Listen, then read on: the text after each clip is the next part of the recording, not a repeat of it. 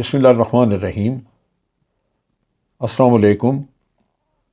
آپ دیکھ رہے ہیں ڈی ڈی پی اینالیٹیکا۔ ہمارے پرائم منسٹر شہباز شریف ٹرکی کے 3 دن کے دورے پہ روانہ ہوئے ہیں اور ان کے ساتھ ایک ڈیلیگیشن ہے۔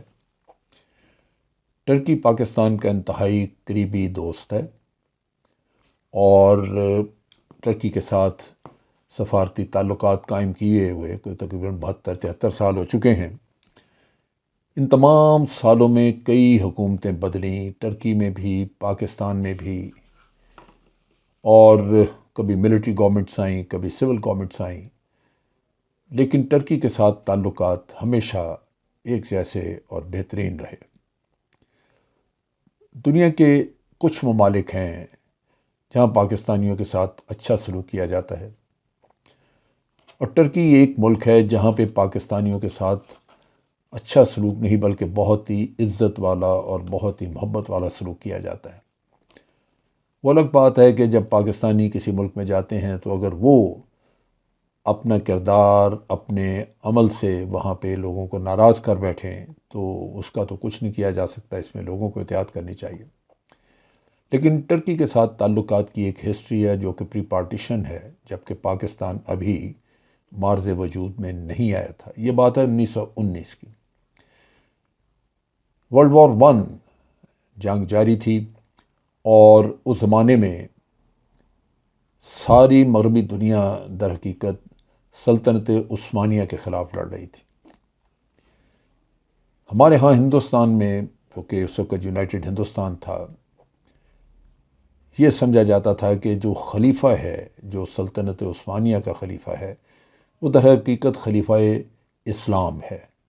لہذا ہندوستان پاکستان جو انڈیوائیڈڈ تھا اس وقت، یہاں پہ ٹرکی کی بے پناہ حمایت تھی، اور مسلمان یہاں کے جو کہ ویسے نیشنلسٹ تھے انڈیا کے، لیکن اس کے باوجود ان کی طرف سے بے پناہ سپورٹ اور محبت کا اظہار کیا گیا خلافت عثمانیہ کے لیے۔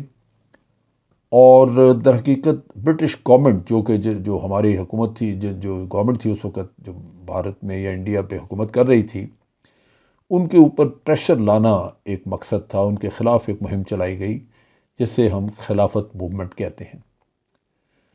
ٹرکی کی مدد کرنے کے لیے اس زمانے میں خواتین نے یہاں سے اپنے زیورات اتار کے وہ ڈونیٹ کیے، اور ٹرکی کو ہر طرح سے مالی امداد پہنچائی گئی، سیاسی امداد آپ کہہ لیجئے کہ مسلمانوں نے یہاں پہ بھرپور احتجاج کیے۔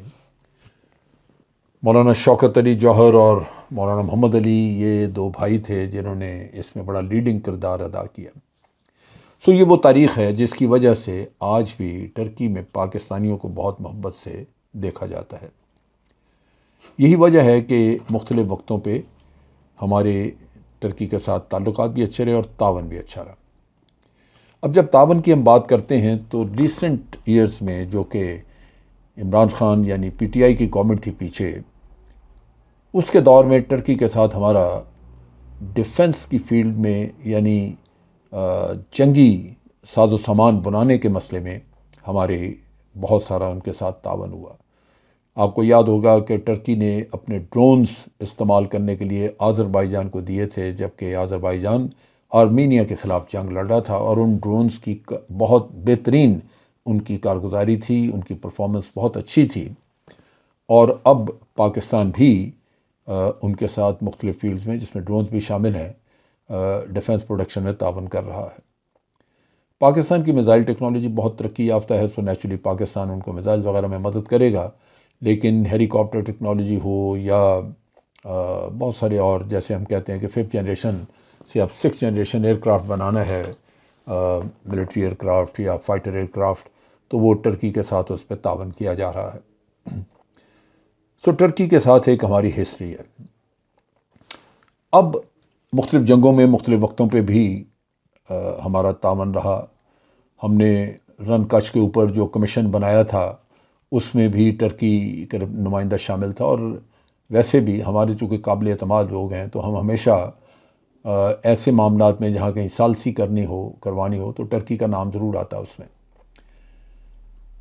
ٹرکی کے ساتھ جو ہمارے تعلقات اب موجودہ دور کے ہیں، اس میں طیب اردگان جب سے آئے ہیں تو تعاون کو ایک نیا رخ ملا ہے۔ دونوں ملکوں کے اندر آنا جانا ہمارے لوگوں کا، اور جب اس سے پہلے جب جنگیں ہوئی، ٹرکی کی جنگ قبرص کے معاملے پہ یونان کے ساتھ ہوئی، تو پاکستان نے بھرپور ساتھ دیا، اور آج تک ٹرکی کشمیر کے معاملے میں پاکستان کو بھرپور تعاون دیتا ہے، بھرپور حمایت کرتا ہے پاکستان کی۔ تو اس لحاظ سے سیاسی معاملات میں بھی ہمارا تعاون بہت موجود ہے۔ لیکن ان سب چیزوں کے باوجود ہم ٹرکی کے ساتھ جن چیزوں پہ ہم تعاون کر رہے ہیں وہ، لیکن جو پرائیویٹ سیکٹر ہے اس میں تعاون کا ہمارا تجربہ بہت اچھا نہیں ہے۔ پچھلے دور میں، پیپلز پارٹی کے دور میں، آپ کو یاد ہوگا کہ کارکے نام کا ایک رینٹل پاور پلانٹ تھا، جس کو راجہ پرویز اشرف صاحب نے ان کو یہاں پہ کانٹریکٹ دیا رینٹل پاور پرووائڈ کرنے کا، اور وہ لمبا چوڑا پیسہ کھا کے بغیر کچھ کیے یہاں سے چلے گئے۔ اس سے پہلے ایک جو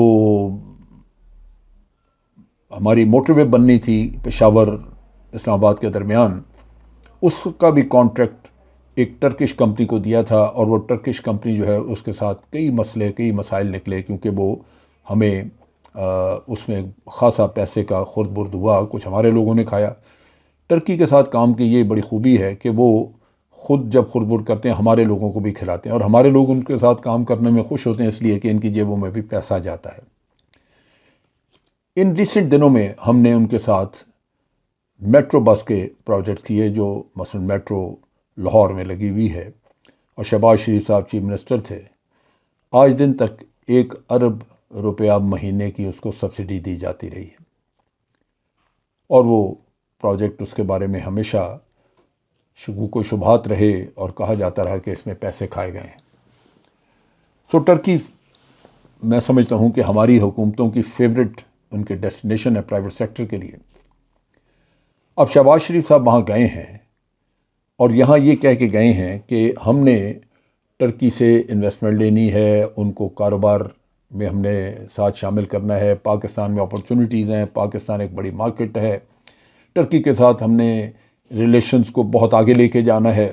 یہ سب باتیں کاغذی ہیں، زبانی ہیں، ان کو سن کے دل خوش ہوتا ہے، لیکن حقائق کچھ تھوڑے مختلف ہیں۔ ٹرکی کے ساتھ میں نے جیسے کہا 3 بڑے تجربے، ہمارا کارکے والا تجربہ رینٹل پاور کا، جس کی وجہ سے راجہ پرویز اشرف ہمیشہ سے راجہ رینٹل کہلاتے رہے، اور اب شہباز شریف صاحب کا میٹرو کا تجربہ، اور اس سے پہلے وہ جو موٹر وے کا تجربہ، وہ میرے خیال ہے نواز شریف صاحب کے دور میں ہوا، اس میں بھی بڑا پیسے کا گھپلا شپلا تھا۔ سو ٹرکی ان چند ملکوں میں سے ہے کہ جس کے ساتھ پروجیکٹ اور تعاون کیا جائے تو ہمارے لوگوں کو پیسہ کمانے کا موقع مل جاتا ہے۔ اب یہاں پہ جو صورتحال آج ہے وہ بڑی مختلف ہے۔ پاکستان پھنسا پڑا ہے IMF میں، اور پاکستان FATF میں بھی گرے لسٹ پہ ہے، اور اسی پچھلے سال ہی ٹرکی کو بھی، بلکہ اس سال کے شروع میں ٹرکی کو بھی گرے لسٹ میں ڈال دیا گیا۔ ٹرکی کی اکانومی جو ہے وہ برے حال میں ہے۔ ٹرکی کا اس کی کرنسی کی ویلیو بھی بہت ڈاؤن چلے گئی ہے، اور اس کی وجہ یہ ہوئی ہے کہ ٹرکی نے امریکہ کے ساتھ اپنے تعلقات خراب کیے۔ ٹرکی نیٹو کا ممبر ہے، رکن ہے نیٹو کا، لیکن نیٹو رکن ہونے کے باوجود انہوں نے رشیا سے S-400 میزائل، جو کہ ایئر ڈیفنس سسٹم ہے، وہ خریدا، اور اس پہ ان کو وارننگ دیتا رہا امریکہ کہ آپ ہمارے تحادیاں اپنا لیں، لیکن انہوں نے لیا، اور پھر اس کے نتائج یہ ہوئے کہ ٹرکی کے اوپر سینکشنز وغیرہ، پابندیاں کچھ لگا دی گئیں۔ ٹرکی کے ساتھ F-35 ایئر کرافٹ بنانے کا امریکہ کا مشترکہ پروجیکٹ تھا، لیکن انہوں نے اس سے بھی، اس کو جب پروجیکٹ مکمل ہو گیا، جہاز بن گیا، تو ٹرکی کو دینے کی بجائے انہوں نے ٹرکی کو پروجیکٹ سے نکال دیا۔